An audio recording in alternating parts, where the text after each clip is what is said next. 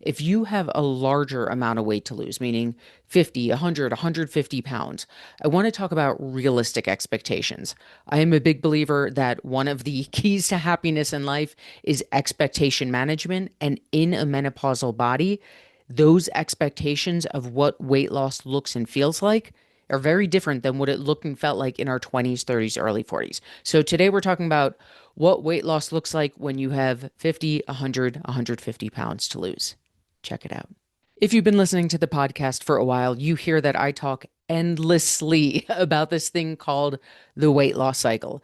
If you have not listened to it yet, episodes 99 through I think about 104, I do a whole series on breaking down the weight loss cycle, meaning a healing stage, maintenance, weight loss stage, and round the cycle we go. So if you have not listened to those yet, 10 out of 10 recommend listening first because a lot of the terms I use in this episode are going to make a lot more sense. I'm going to give you the in a nutshell wrap up right now. If you're already eating low calorie, if you've been listening for a while, you can say this part with me. We got it, Rachel. You talk about it endlessly, but here we go. If you're already eating low calorie and not losing weight, we have to go through what I call a healing stage. By the way, in the diet world, you will hear a healing stage referred to as a reverse diet. I hate the word diet. I will never use the word diet. I call it a healing stage because that is what we are doing. We are healing your metabolism. Once we have a metabolism that is better at burning calories, okay, what we have done is we have gotten your body used to a new higher maintenance. The reason, if you're eating 1,200 calories a day and not losing weight, the reason that's happening, or even gaining weight, the reason that's happening is your body thinks 1,200 calories is maintenance. It thinks it's homeostasis. We don't lose, we don't gain, we just sit pretty at 1,200. So anytime you go above 1,200, that's why you're gaining. So the whole point of a healing stage is to train your metabolism to be better at burning calories, meaning to train it to a new higher maintenance. Maintenance is a beautiful place. I have a whole podcast episode all about maintenance because that is where we set ourselves up for success when it comes to weight loss. Our bodies, biologically, weight loss is not safe for our bodies. Our bodies love maintenance because we're not losing, we're not gaining. If you're someone who works out, your workouts are fueled, our sleep is better, our energy's through the roof. Maintenance is where we want to live. Once we hit our goal weight, we live at maintenance unless we want to drop into the cycle, lose a few pounds, go back. On the other side of maintenance is a weight loss stage. This is where we get into that term caloric deficit that you hear a lot about, right? We're eating less calories than our body needs, and then we will lose weight as long as we have a healthy metabolism. That's why we need the healing stage first for some of us. The thing with a weight loss stage, and again, this is why I'm referring you back to that 5-part series because there's a whole episode on the weight loss stage, is we cannot stay low calorie forever. One of the biggest reasons that a lot of women need a healing stage is because no one said that sentence to us. In our 30s, if someone had said to us, hey, you can't stay low calorie forever, most of us could have avoided healing stage. This is why I talk so much about weight loss needs to be a pop in, pop out kind of deal. What I mean by that is we pop into a weight loss stage once we've healed our metabolism. We lose some weight and then we get back to maintenance in the name of keeping our metabolism healthy. So we don't want to stay in a weight loss stage for more than 12 to 14 weeks. After 12 to 14 weeks, we have to go back to maintenance in the name of keeping our metabolism healthy. Again, I get much more in the weeds about that in that 5-part series because I talk about how do I go back to maintenance without gaining the weight back? How do I know when to tweak and adjust in weight loss? It goes hand in hand with this episode. So make sure you check that out if you haven't.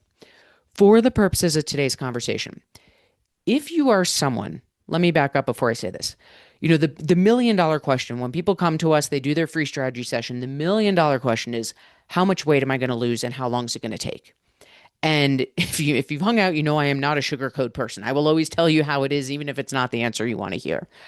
The answer to that is anyone who tells you you will lose X amount of weight in Y amount of time, they're pulling it out of their rear end. A while back, I did a podcast episode about the 5 biggest red flags in the industry, and this was one of the biggest ones in the nutrition industry. Anyone who says you will lose X amount of weight in Y amount of time, they're pulling it out of their rear end. There is no way to predict how quickly your body is going to lose weight, especially in menopause.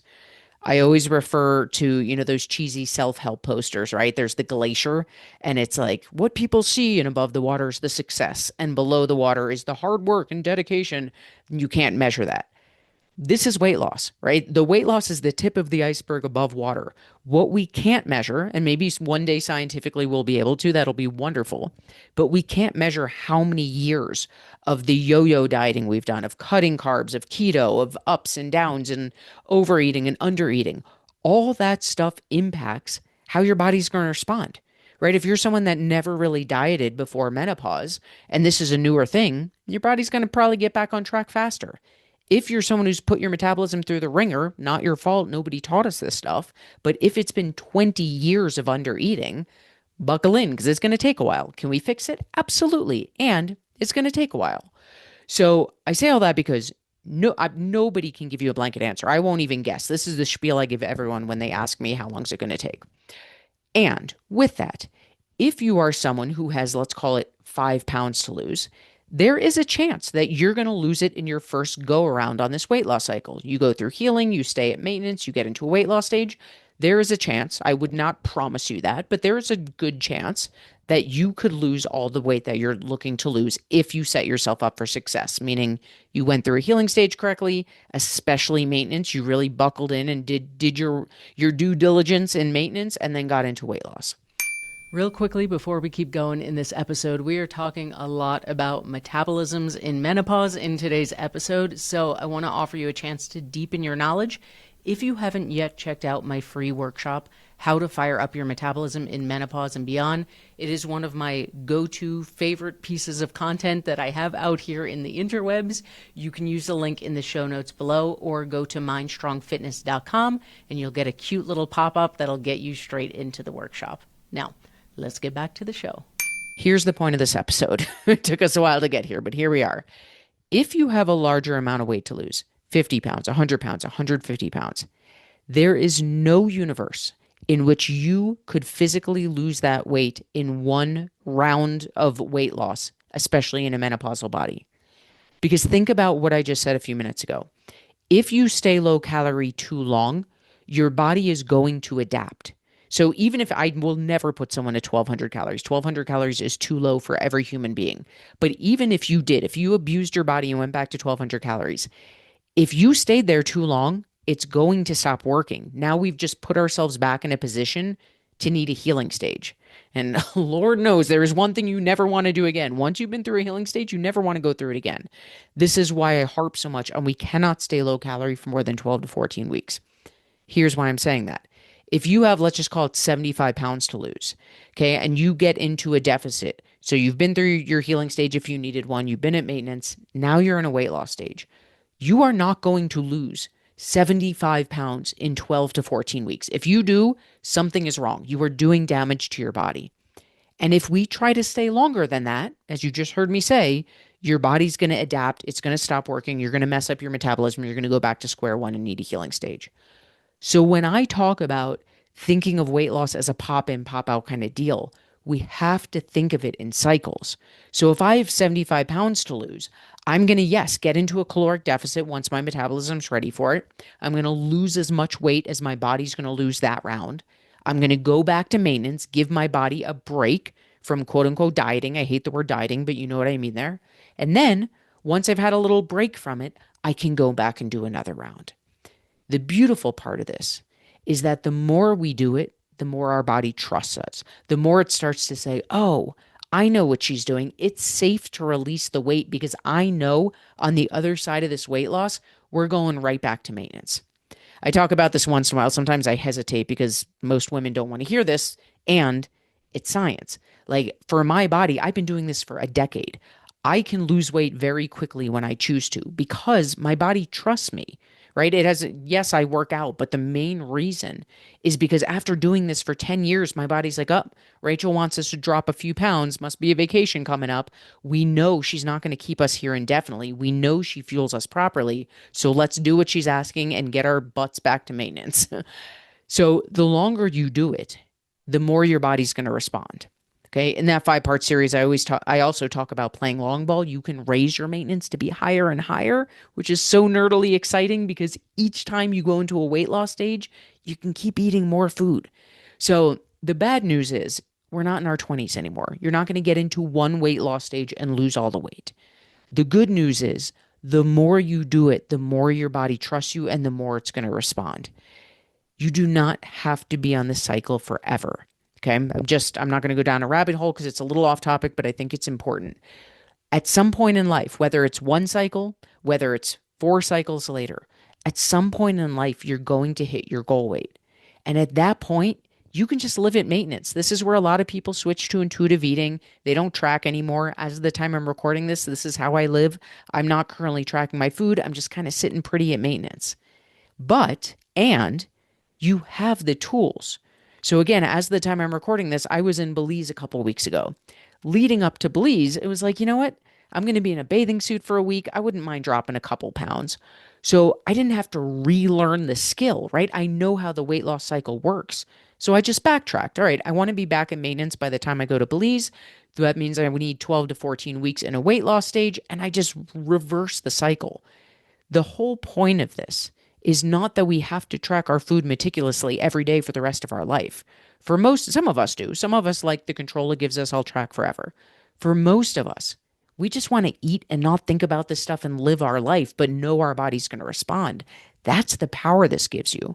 Once you're at your goal weight, you are just going to live in maintenance, eat intuitively. If you want to drop a few pounds before a vacation, you drop yourself into the weight loss cycle, you get yourself out, you go back to living your life. Then you get back from vacation, you're like, you know what? I don't know what my body needs. It says I need another glass of wine because that's what I've been doing all week. You don't have to learn the skill again. You take it out of the tool bag, you track for a few days, you remind your body what it feels like to eat intuitively, and you go right back to intuitive eating. So the purpose of today's podcast, again, when we talked about the quote unquote only 5 to 15 pounds to lose, it's a little bit it's the same path. And if you have a larger amount of weight to lose, I think it's important. Again, expectation management is everything. This is not our 20-year-old body where, well, I'll just eat some salads and, watch what I eat for 2 weeks until I hit my goal weight.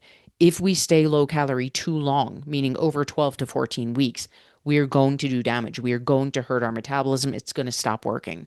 So I think it's important going in to know that if you have that larger amount of weight to lose, it's going to take a few cycles. The more we can buckle in, the more we can flex our patience muscle, the more we can play long ball, right? The longer we do this, the faster our metabolism runs, the better results we get. We're just going to set ourselves up for success, and the easier it's going to be to stick with it.